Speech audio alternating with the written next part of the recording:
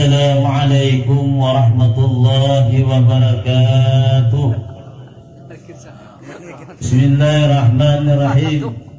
Alhamdulillah, wala hawla wala quwwata illa billah.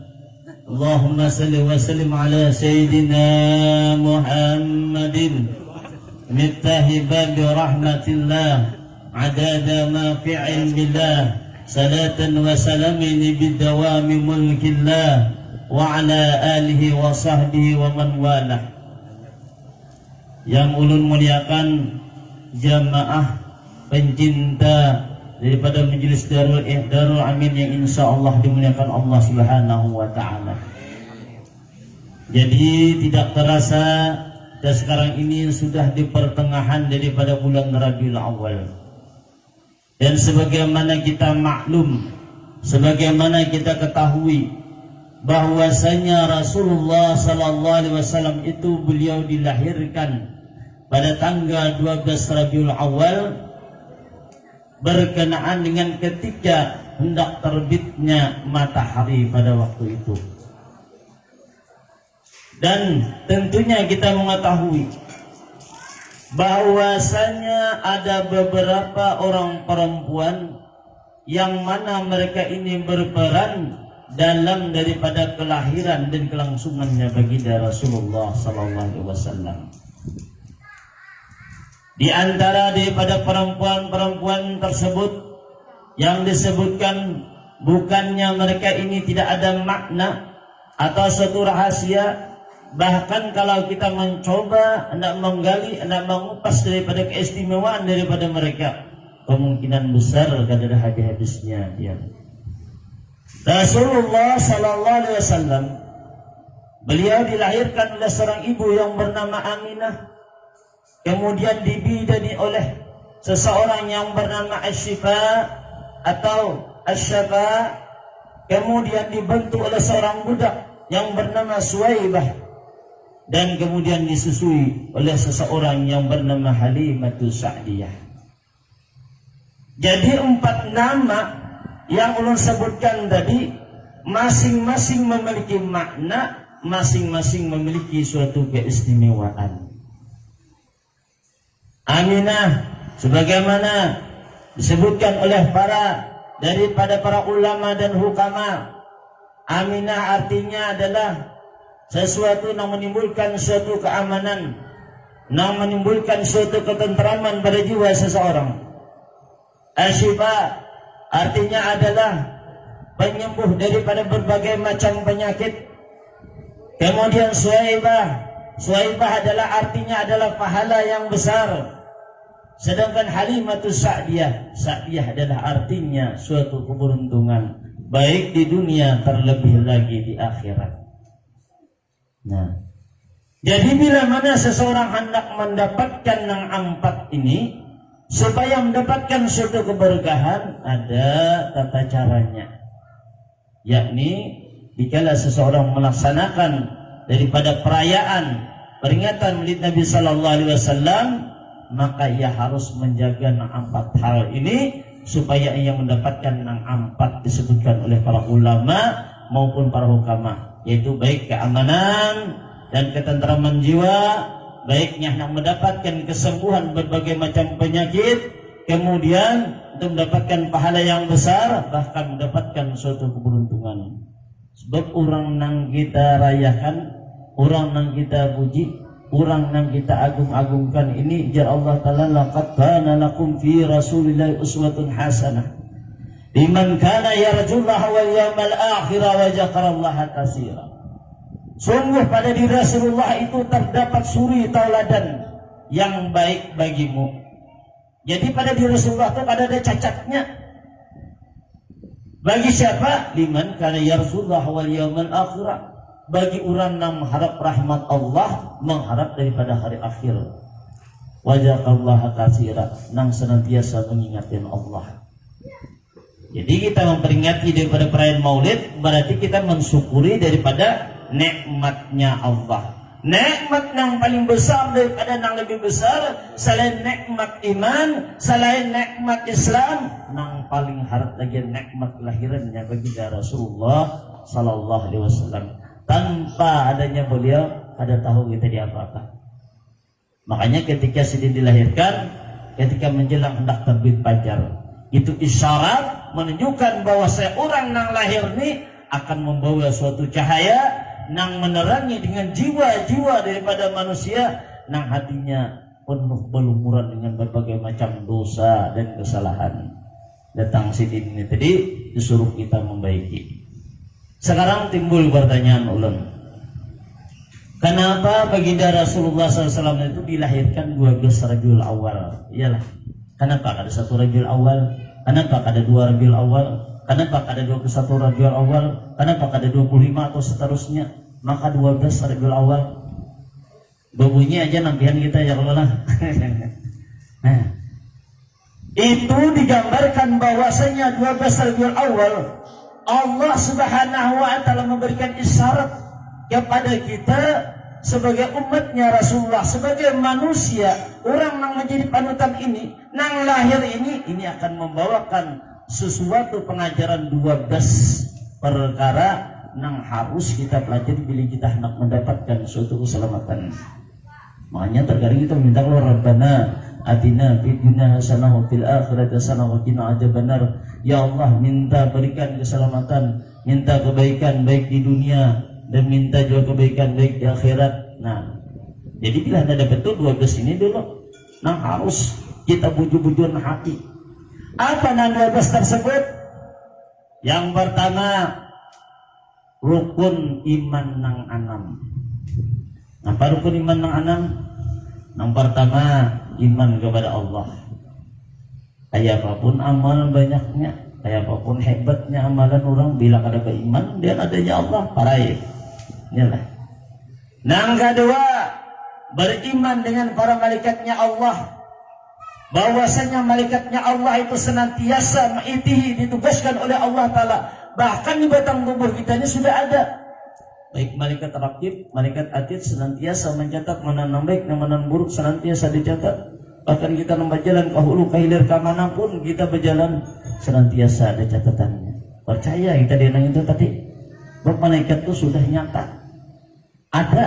Cuma kita kadang melihat, mau dilihatkan biar jangankan kita Rasulullah aja geniat Maryam hidin kayak gitu kalau bila mati bakajut bener nah, jangankan nanjurang malaikat melihat pocong aja unggah-unggah dibilang nggak ada di diri sudah, balik malaikat begitu lagi. Nang ketiga, percaya kepada kitabnya Allah. Nang keempat adalah percaya kepada Rasulnya Allah. Nang kelima, kita percaya kepada hari kiamat. Dan yang terakhir adalah percaya kepada qada dan qadar 6 sudah. Bila percayanya selamat sudah 6. Nang kedua lagi apa? Rukun Islam nang 5. Jadi nang pertama mengucap 2 kalimat syahadat. Nang kedua sembahyang. Nang ketiga apa? Puasa. Nang keempat bayar zakat. Nang kelima naik haji bila ada ongkosnya, bila mampu ya orangnya. Dan nang terakhir sudah 11. Nang terakhir adalah harus memiliki sifat ihsan. Engkau menyembah dengan Allah seakan-akan engkau melihat dengan Allah. Bila mana engkau kada melihat demikian, maka Allah senantiasa melihat dengan dirimu. Langkah 12. Bila 12 ini ada lawan kita, maka orang tuh buju-buju selamat.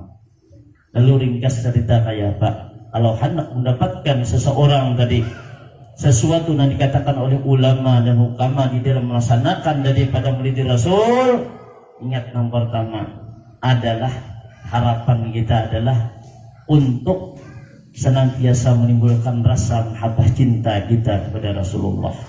Sebabnya Nabi nampak man ahabbani kana ma'i fil jannah.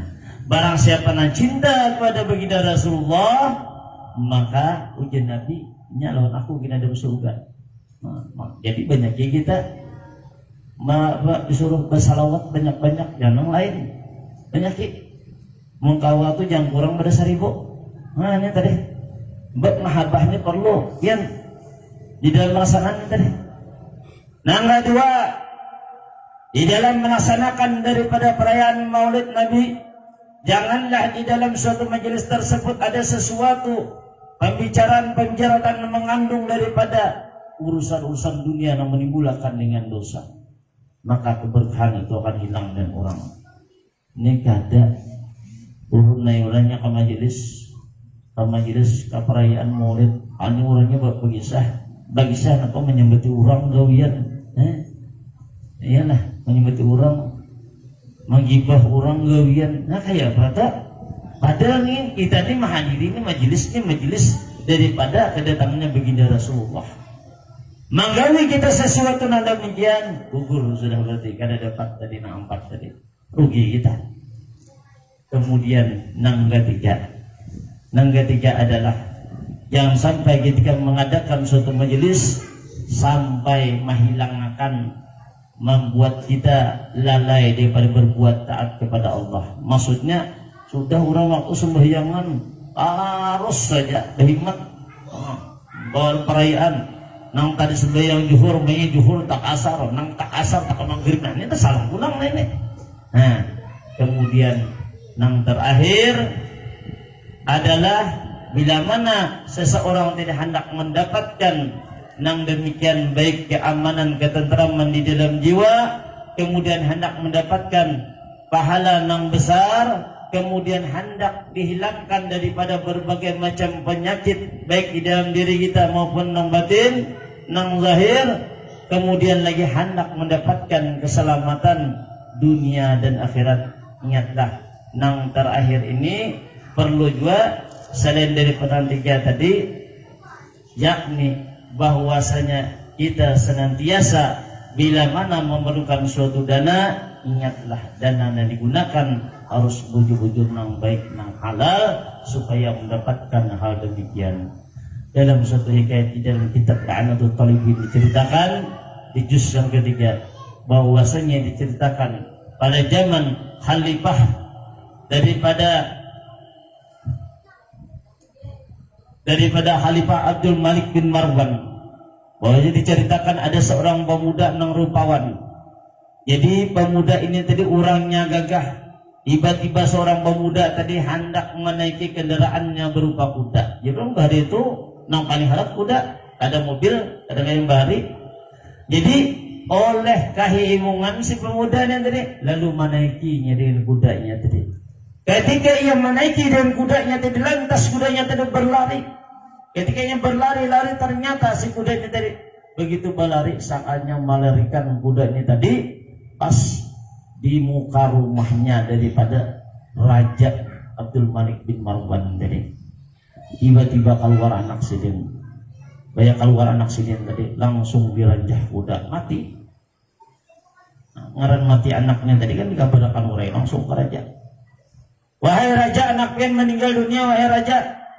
Dipadakan yang raja lalu diberitakan ketika mendengar demikian, amuk na raja ini raja cari siapa pelakunya, disuruhlah pasukan-pasukan daripada kerajaan mencari. Maka ketika dicari, akhirnya dapat seorang pemuda tadi. Ujar raja, aku hendak dihadapkan langsung wadahku sini. Apa nama kisahnya? Bila mananya membunuh mati anakku, makanya hukumnya bunuh juga. Jadi orang Arab tuh kayak itu. Bila bunuh aja. Nah, bila mengambil tetap orang, imbas itu lalu kayak apa? Ketika si pemuda tadi ditangkap, lalu ia memasang minyak di hatinya. Ujarnya di hati, ya Allah ya Rabbi, bila mana ulun terbebas daripada murkanya raja, kemudian ulun terbebas daripada ancaman hukum bunuh qisas, maka ulun hendak melaksanakan perayaan Maulid Nabi sallallahu alaihi wasallam secara besar-besaran. Ulun hendak melaksanakan. Diirit dia, baik diirit di hadapan raja.